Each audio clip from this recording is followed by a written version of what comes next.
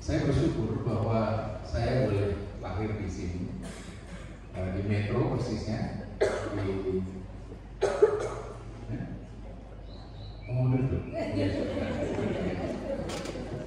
lahir di Metro, tidak jauh dari gereja GKSBS Metro sampai umur 10 tahun.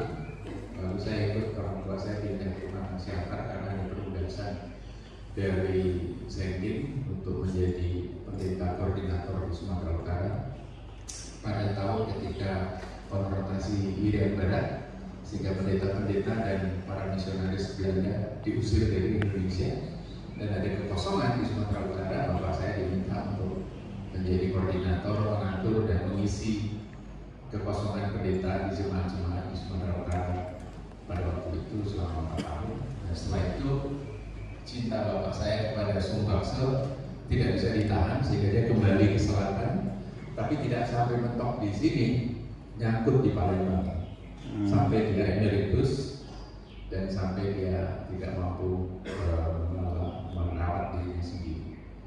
Nah, itu sedikit latar belakang saya. Diberkati oleh Tuhan sehingga saya mendapat kesempatan studi di luar negeri selama 7 tahun kira-kira untuk menyelesaikan program S2 dan S3, dan setelah kembali saya juga mengajar di Sekolah Tinggi Teologi Jakarta, atau sekarang namanya Sekolah Tinggi Filsafat Teologi di Jakarta, tapi juga menjadi ketua atau dalam bahasa internasional disebut presiden dari The Reformed Ecumenical Council, yaitu Dewan Gereja-Gereja Se-Azaz dan GKJ secara global selama 5 tahun, dan sebelumnya menjadi sekretaris 2 selama 4 tahun.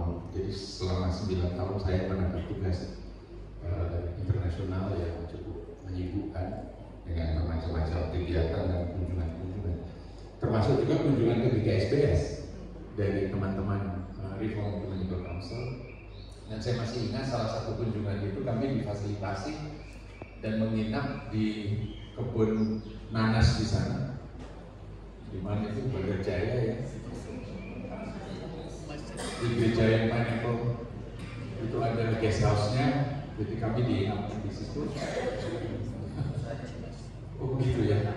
Nah, kami difasilitasi menginap di situ dan diberi mobil dan supir oleh salah seorang pemimpin di situ untuk kunjungan ke gereja-gereja di sini bersama dengan teman-teman dari Belanda dan dari Amerika Serikat. Nah, itu sedikit keterlibatan dengan GKSBS. Tapi secara khusus saya ingin bersyukur bahwa moto atau visi gereja ini adalah menjadi gereja yang menjadi berkat bagi masyarakat. Dan memang itu ciri dari gereja di Sumatera Bagian Selatan. Ayah saya sebagai pendeta pertama di Sumatera Bagian Selatan ini sejak beberapa bulan sebelum Jepang masuk ke Indonesia, sudah zaman bahula gitu. Itu dengan juga kemudian ada Pak Pujo, Pak Siswadwijo dan lain-lain, adalah orang-orang yang sangat berorientasi pada misi, atau bahasa Belandanya dulu berorientasi pada semangat misioner. Kalau dalam bahasa Inggris sekarang disebut berorientasi misional. Dan saya membaca itu dalam moto yang tercantum pada Warta Gereja, dan saya pikir itu penting sekali. Sebab gereja tanpa orientasi misional hanya akan menjadi nisan saja. Nisan itu hanya nisan ya? Bukan mobil Nissan. Kijing Ya betul Pak, makasih Pak untuk istilah kijing. Dan yang penting adalah mewarisi semangat dari para pelopor dan para pendahulu kita yang sudah kembali ke rumah Bapa itu, menjadi gereja yang memahami panggilan misi Allah. Jadi kita bukan yang punya misi, tapi yang punya misi Allah. Kita berpartisipasi, kita mendukung, kita melibatkan diri dalam karya Allah yang sedang berlangsung di Sumatera Bagian Selatan. Dan salah satu hal yang penting adalah kita harus memahami visi tersebut. Yang kedua, supaya kita bisa terlibat, tentu kita harus belajar menjadi murid yang baik. Atau dalam bahasa yang lebih populer barangkali pemuridan. Proses pemuridan harus berlangsung dengan baik. Pembinaan para gereja, pembinaan anak, remaja, remaja, pemuda, mereka dewasa dan lain-lain, mendidik dan melatih diri kita supaya kita cakap terlibat dalam karya Allah yang luar biasa ini. Yang ketiga adalah persis visi yang tertulis dalam kata kita, melayani komunitas. Kita tidak melayani diri kita sendiri, tapi kita melayani komunitas. Sebab tanpa semangat misional, gereja akan punah. Gereja akan tidak punya arti apa-apa. Kalau kita ingat panggilan Tuhan kepada murid-muridnya, yang pertama adalah dipanggil untuk diutus, kan? Bukan dipanggil untuk digemukkan kayak sapi bergemukan di bergemukan yang ada di situ, terbagi besar atau lima gitu ya. Nah, melayani komunitas. Untuk dapat melayani komunitas tentunya kita harus mengenal kebutuhan lokal, kan? Kebutuhan di komunitas kita. Oh, pengangguran banyak. Oh, ketidakmampuan, ketidakterampilan banyak. Berarti itu yang harus menjadi bentuk-bentuk pelayanan kita. Dan pelayanan itu harus relevan karena kita berorientasi pada kebutuhan lokal. Nah, dengan perkataan lain juga kita terlibat dalam transformasi sosial, perubahan masyarakat. Apa sih perubahan masyarakat yang penting sekarang dilakukan? Barangkali spontan ya, tanpa penelitian yang cermat.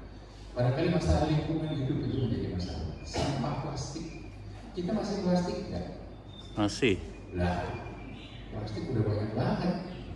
Dan Indonesia menjadi salah satu produsen sampah plastik terbesar di dunia. Dan plastik itu satu generasi tidak terurai. Tetap di situ. Dan makin bumi kita ini dibungkus plastik, makin bumi kita tidak bisa menyerap air. Makin sering banjir, tapi juga makin sering kekurangan air. Dan seterusnya. Nah, kalau kita bisa kampanye anti plastik, stop penggunaan plastik, bawa tas kesana kemari, kalau belanja pakai tas sendiri hebat sekali. Itu bagian dari menjadi gereja yang menjadi berkat bagi masyarakat pada konteks sekarang. Nah, lalu juga konsekuensinya kita merawat lingkungan. Tidak sembarangan saja kita mengacak-acak lingkungan. Salah satu hal yang menonjol dalam konteks saya di Jakarta, IMB mengharuskan sekian persen dari lahan kita itu terbuka, kan? Tapi apa yang terjadi? Gak ada kontrol dari pihak IMB, sehingga latar kita, halaman kita semua disemen. Nah, ya air mau masuk ke tanah dari mana? Kalau semua disemen, akhirnya banjir, kan?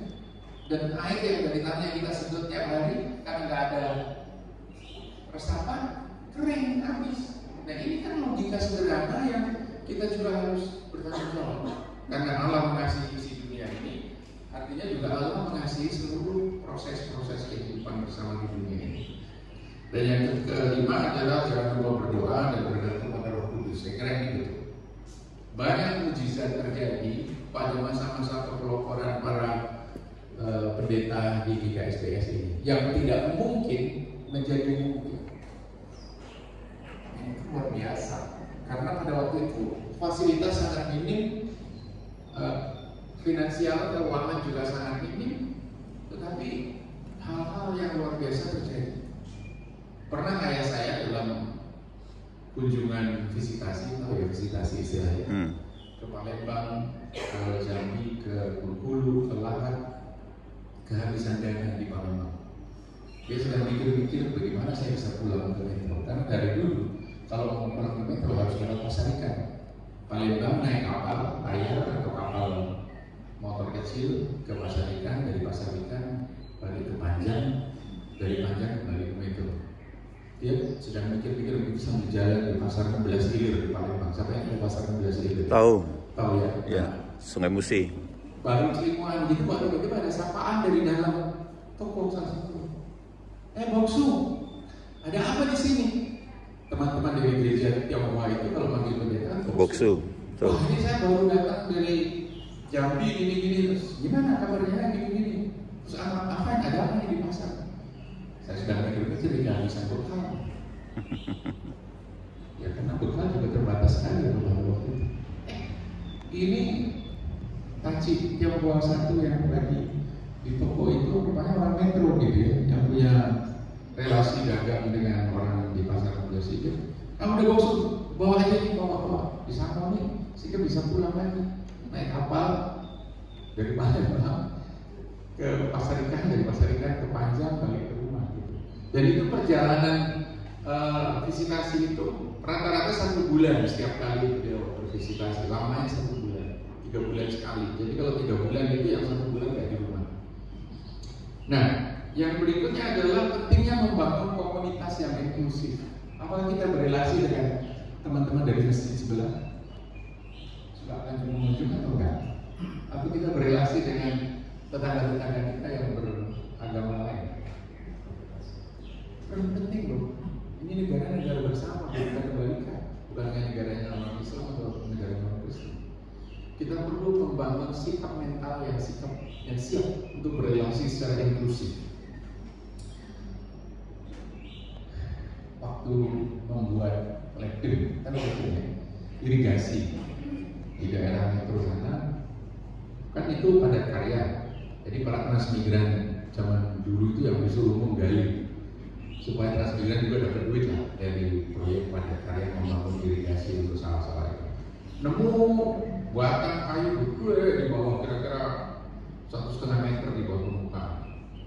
Nah karena batang kayu itu sudah tua dan hitam dan berat dan mengerikan lah pokoknya, orang di situ takut semua. Kalau ini batang kayu saya keluarkan nanti yang bau rekso mengganggu langsung kita semua yang bau rekso yang penunggunya gitu, kepercayaan sederhana leluhur kita waktu itu.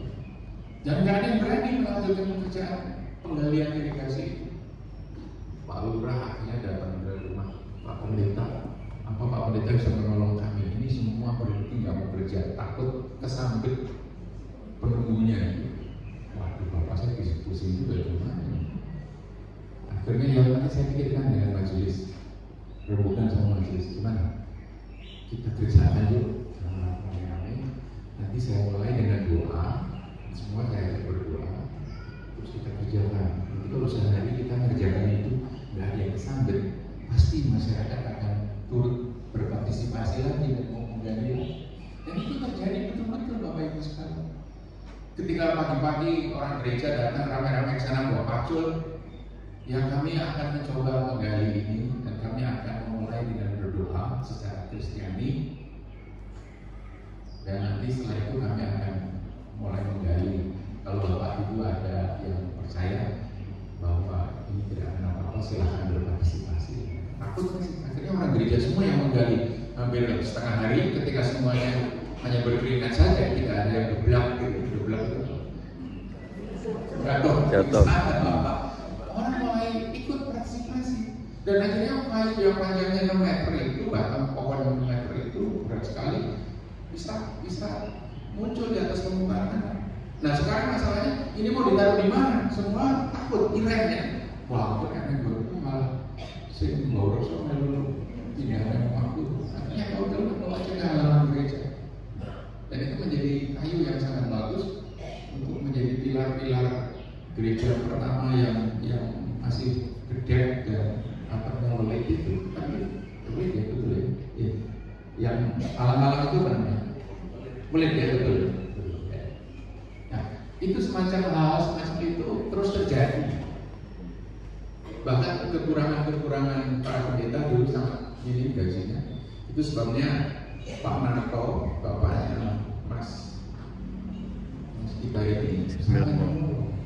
Karena ada pembangunan sekolah-sekolah, pembangunan gedung ini, gedung itu, gereja dan lain-lain. Dan dari budget-budget itu beliau mampu menghemat sehingga ada dana kesejahteraan bagi para pendeta. Dan itu jadi terutama agak di utara sana, di Blitar, Madura, daerah-daerah di situ. Sehingga ada pendeta yang karena gajinya kecil bisa bikin pabrik batako. Nah, unik kan? Di GKJ di Jawa nggak boleh pendeta punya usaha. Tapi di sini karena keadaan memang mengharuskan, masa pendeta di berge respen kalian anaknya butuh sekolah, keluarganya butuh makan, tapi jemaahnya nggak mampu memberi biaya harta dahar. Jadi pendeta itu hidupnya cuma untuk dahar ya. Kalau boleh sampai mati itu berarti kurang darahnya, kurang makan gitu. Jadi Bapak saya ingin pikiran seperti pribadi aku. Pak Pendeta Basar Hadi Suwarno di Blitar itu beli sawah 2 hektar kalau saya nggak salah, dan beliau nyawa dan kadang-kadang juga menggaji orang untuk membayar orang untuk garap sawahnya. Itu menjadi tambahan bagi biaya hidup pendeta di sana. Dan itu semua adalah hal-hal yang di Jawa nggak ada rumusnya, tapi di sini terjadi. Bahkan di Jawa pendeta jadi guru, jadi PNS saja masih jadi persoalan, sampai ribut klasisnya hampir pecah. Aduh, boyo kayaknya di KSBS mikirnya rada fleksibel dan orientasinya itu misional, bukan orientasi kemapanan yang kaku gitu. Jadi saya bersyukur karena setiap kali kehadiran saya di KSBS, hal-hal seperti itu kemudian muncul lagi, seperti mengingatkan kembali bahwa hakikat gereja adalah misional, dan hanya dengan bersikap, berlaku, bertindak misional, gereja akan terus eksis dan berkembang. Sebab kalau gereja menjadi gereja yang mapan hanya bagi dirinya sendiri, gereja akan menjadi seperti pisang dan gereja akan mati. Barangkali saya tidak mau berkhotbah kedua, tapi saya hanya begitu saya sampai di sini, dimensi misional dari para pendahulu kita dahulu itu muncul, dan saya merasa bersyukur. Buka itu gereja, buka warta gereja, menjadi gereja yang Jadi berkat bagi masyarakat. Bagi masyarakat. Alhamdulillah. Kan cuma beda bahasa Arab. Iya, betul. Praise the Lord gitu kan. Yes. Donald Trump itu. Atau siapa lagi di sana. Saya kira obrolan saya cukup sekian dan saya berterima kasih saya boleh berbagi sedikit di sini di KSBS yang saya boleh dipanggil oleh Tuhan menjadi pendahulu dari semua yang kemudian terjadi di sini. Dan saya kira ayah saya tidak pernah mimpi pada awalnya bahwa pelayanan di Sumatera Bagian Selatan akan menjadi satu sinode tersendiri yang mandiri lepas dari dikaji. Untuk nuwun dan maafkan saya kadang-kadang saya mau menjadi kepanjangan. Enggak, tapi bagus. Good.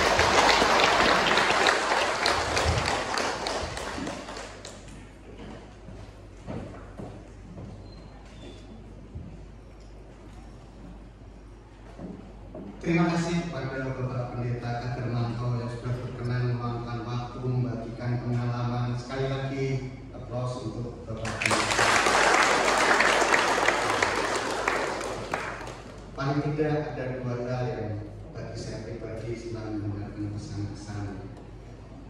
Yang pertama, buat anak-anak muda, mari kita meladani beliau, capai ilmu yang setinggi-tingginya. Yang kedua, mengingatkan kita semua juga bahwa GKSBS itu ada 2 kata. Tinggal pilihannya mau menjadi gereja misional sesuai dengan visinya atau mau menjadi gereja nisan. Misional dan nisan. Pilihan bukan hanya kepada gereja tetapi kepada setiap kita. Bahwa kita dipanggil untuk menjadi sudah diberkati, dipanggil untuk menjadi berkat. Puji Tuhan, misi gereja kita juga seperti itu. Yang ketiga, bisa mendengar ada nama Pak Senirmo gitu. Cuma belum melihat berdiri yang mana ya. Berkenan berdiri Pak Sen. Oh, terima kasih berkenan berdiri. Sekali lagi terima kasih Bapak Pendeta Kadermanto yang sudah berkenan berbagi pesan-pesan untuk kita. Doa kami Tuhan terus memberkati di dalam pelayanan dan karyanya baik sebagai pendeta maupun sebagai dosen. Tuhan memberkati. Waktu selanjutnya saya serahkan.